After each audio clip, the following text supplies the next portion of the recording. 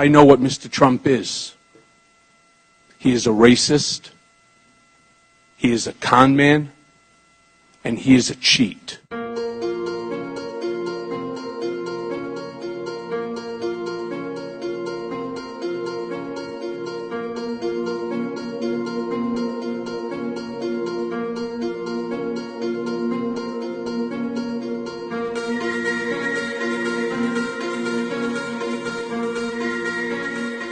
Mr. Trump is a racist. The country has seen Mr. Trump court white supremacists and bigots.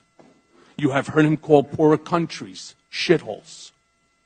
In private, he is even worse. He once asked me if I could name a country run by a black person that wasn't a shithole. This was when Barack Obama was president of the United States. And while we were once driving through a struggling neighborhood in Chicago, he commented that only black people could live that way. And he told me that black people would never vote for him because they were too stupid. And yet, I continue to work for him. When I say con man, I'm talking about a man who declares himself brilliant, but directed me to threaten his high school, his colleges, and the college board to never release his grades or SAT scores.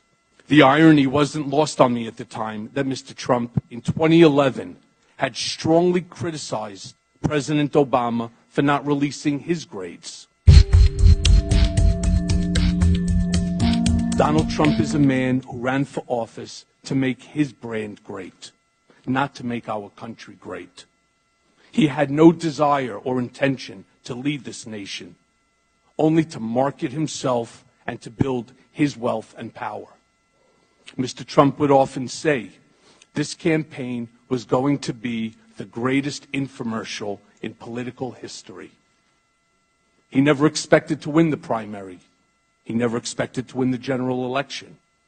The campaign, for him, was always a marketing opportunity.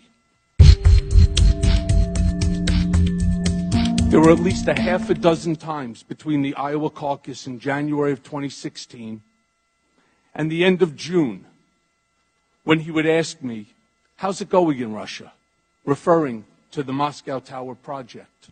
Mr. Trump knew of and directed the Trump-Moscow negotiations throughout the campaign and lied about it.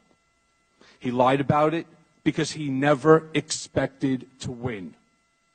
He also lied about it because he stood to make hundreds of millions of dollars on the Moscow real estate project. Trump is a con man. He asked me to pay off an adult film star with whom he had an affair and to lie about it to his wife, which I did. And lying to the First Lady is one of my biggest regrets because she is a kind, good person, and I respect her greatly, and she did not deserve that.